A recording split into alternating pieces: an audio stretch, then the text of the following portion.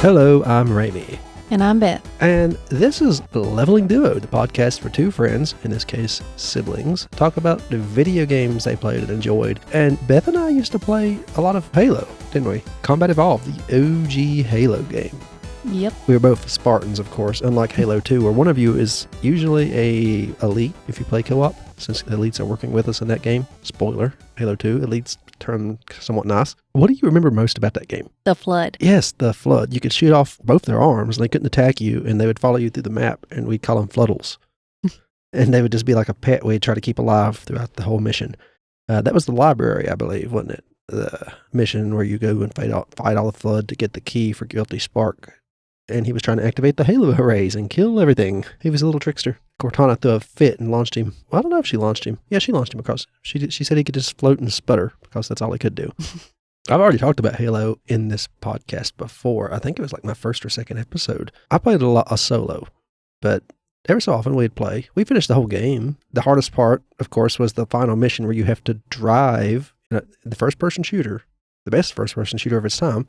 You had to drive in the final mission across the Pillar of Autumn ship you crash in. And I usually did the driving, but no matter who did it, we were flipping over multiple times, or those vehicles weren't meant to turn as quickly as the corners in that ship demanded. It was right angles. And there was also hills that you went flying over. Yeah, or couldn't fly enough, and then you fell in the middle and had to start in like a dip that you couldn't get enough speed to do them again later. Yeah. Eventually it got so bad near the end of one of the runs that we tried to run the course, but you couldn't walk up those hills either. It was rough. And I think the third game ended in the same way, didn't it? You're trying to escape a Halo and you're driving the whole time. The third game ends in a driving sequence. I don't know. Yeah, it does. Remember. But the second one doesn't end that way. The second one ends with a running and a shooting kind of situation, which is... Running works a lot better. Yeah. And in those games, you didn't have a run option. You had one speed, and that's what you did. If something could outrun you, you had to turn around and shoot it. And that's how the flood were. They would catch up to you. I remember the first time I encountered the flood. I'd done that mission, and then I'd done immediately straight from the spot where you first encountered them to the library where it was nothing but flood. And then when we got done doing that, I got sent back to where there was elites and grunts and everything, and I said, this is a relief. I love the Covenant. Thank goodness we got the... It was just a huge difference in how they fight. Yeah, but the flood was more exciting. Oh, it was.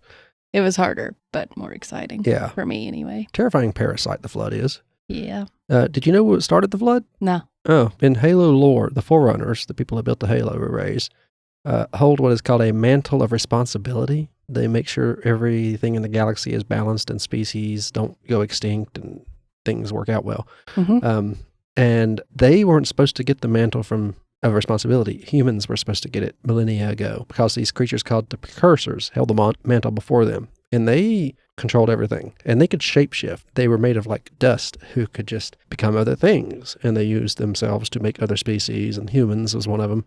They made the Forerunners, who grew to be powerful, as you know, and humans. And they wanted humans to get the mantle of responsibility from them when they moved on to another, I guess, galaxy or something. Yeah, Forerunners didn't take that kindly. They did a civil war and won. Almost lost everybody, though. It was almost impossible to win. They were such an advanced species themselves, the precursors were. The few that survived took ships to the edge of the galaxy and went dormant as their dusty form. And after a long, long time, the humans, who were living peacefully pretty much under the Forerunners' rule, had their own empire going, really. They went out into the edge of the galaxy and discovered these empty ships that had this dust in it, and they couldn't figure out what the dust was good for. They studied it, and they figured out if they put it on their pets, mainly dogs, the dogs would get cool stripes and colors. And and so it made them more appealing. And they also made them more docile. And so they ended up taking those striped pets of theirs, and eventually the parasite, the dust, spread to the population of the planet as well over like hundreds of years. And before they realized what was going on, they had like a major outbreak in these little areas of the galaxy in human space. And they decided the only way to stop it was to burn the planet and everything on it. And then they done that. And then they found some in the Forerunner space, and the Forerunners hadn't noticed it going on yet. So they burnt the Forerunners planets that had it too to keep it from spreading. The Forerunners didn't know what was going on. They thought they declared war. They fought the humans. And about that time that war started, the flood pulled back, disappeared completely. Hmm. I guess so because it knew that we would destroy each other instead of it. Yeah. And then by the time the Forerunners won, they degraded their being mantle of responsibility people. They degraded us to caveman days and sent us back to our home world. And then the flood showed up again. So the Forerunners had to try and fight it off.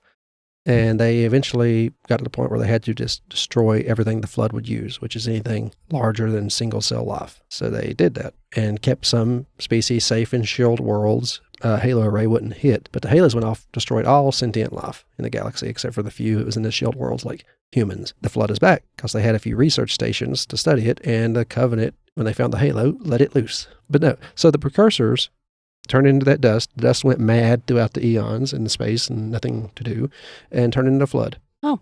So it's kind of like they're getting revenge on the Forerunners for what happened to them. Now, the mantle means they were supposed to protect all life. And in a way, spreading life as the flood, even if it is all flood, is still doing their job. So I guess in their madness, it seems okay. Mm-hmm. But that's how the flood got started.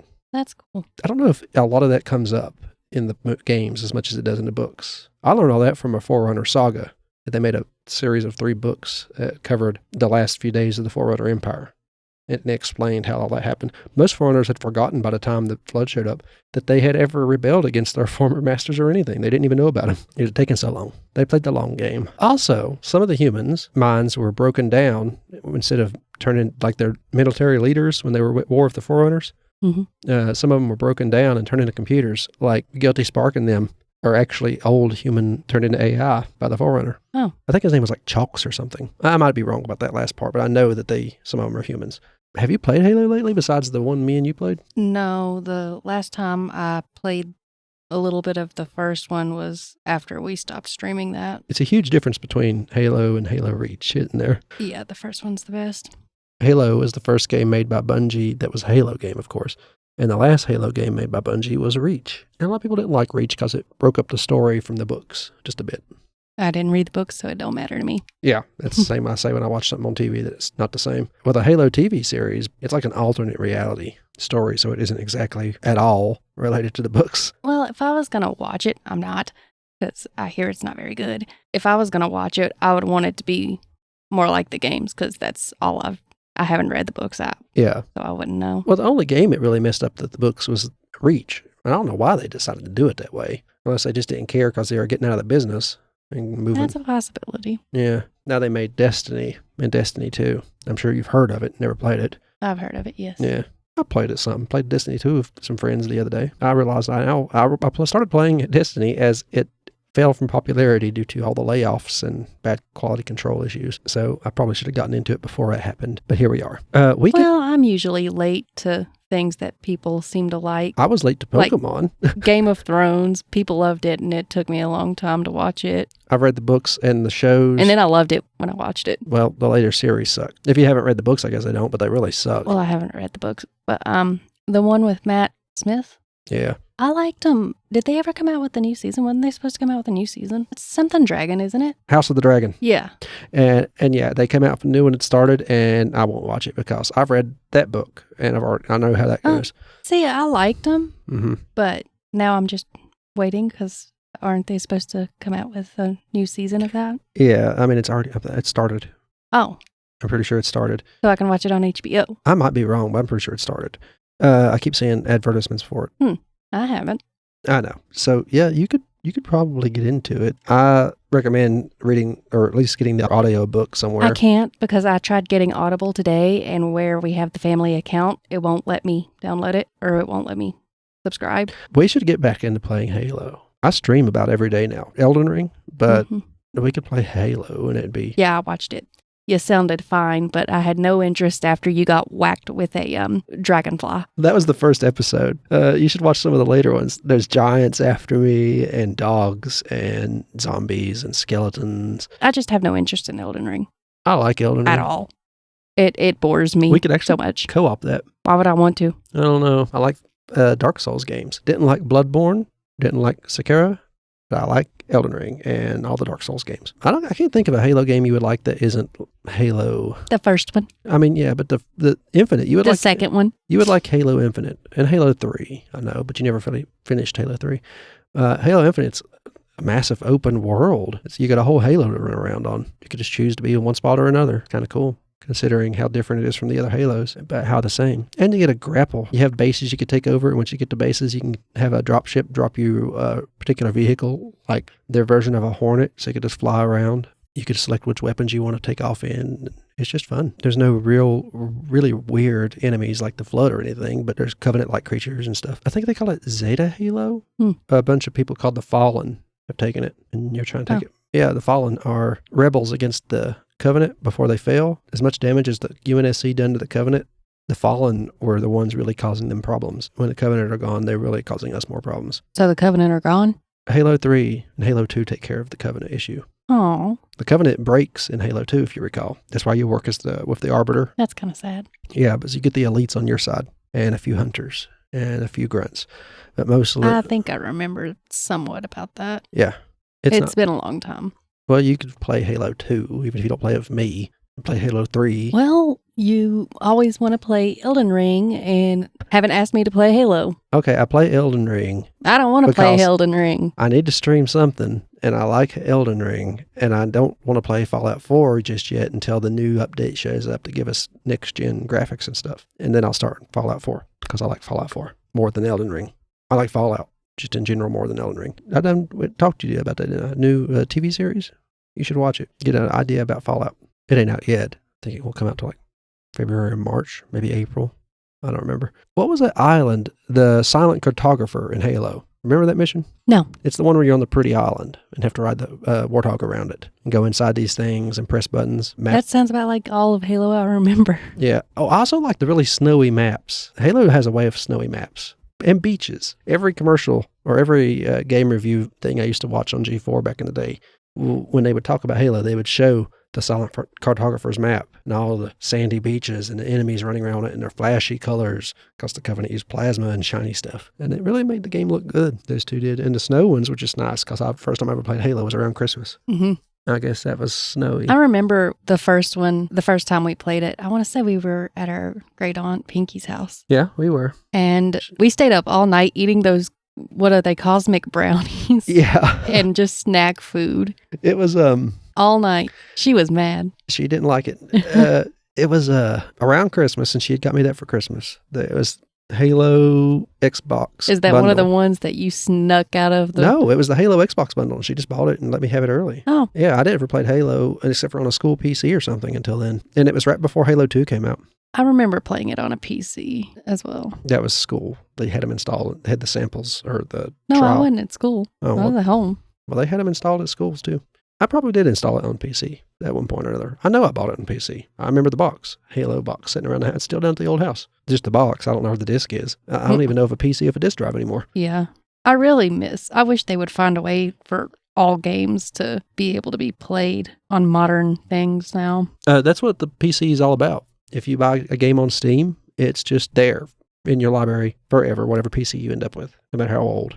That's the appeal of PC gaming. You always have your games if you buy them on Steam or some other digital store, but Steam is the one that people know and trust because it had Half-Life 2 on it. Valve, the people that make, Steam, they're the people that make Left 4 Dead. Yeah. So games like Half-Life, Half-Life 2, Team Fortress, and Portal, all that. That's why Steam is where it is today, I guess. Remember we used to go to Monk's and we'd go to G2K, I guess. And that might have been where I remember playing Halo. Yeah, go to their gaming. But I want to say it was on my computer too. Yeah, it was because I had the box. Go to that gaming room, and that's the first time I played Half-Life 2 was there, Gordon Freeman. And then I got home and ended up with a laptop and played Half-Life 1, which doesn't look as good, but it's still fun. Yeah, we didn't cross-play a lot of games younger. When you first found Sims, you stuck with it. And I really got into Civilization.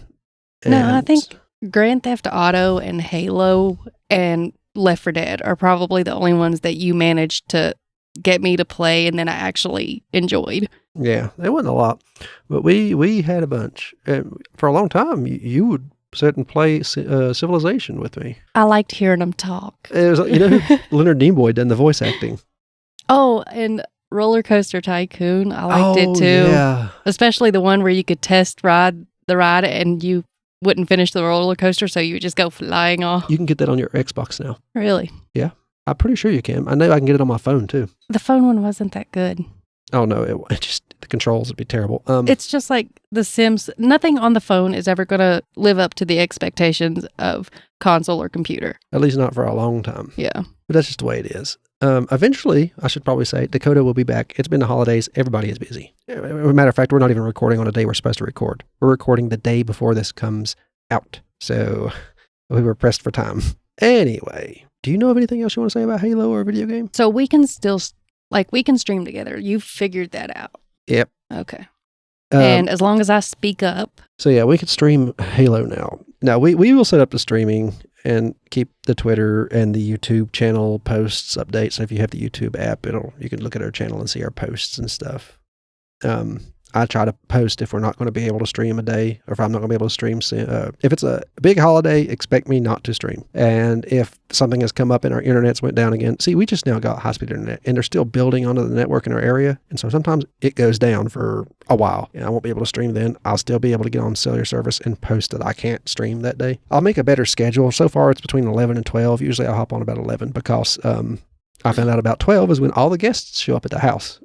And everything barks and people scream and squawk and run about, and it's just impossible to get anything done. See, the scheduling part is a little more difficult for me because I have to work around when Joey's going to be working a 24-hour shift. You could just pop the TV into a room where Joey's not. Yeah, but I'd have to pop the Xbox too. That's not so hard. We have worked out the kinks. Now we just got to get the schedule.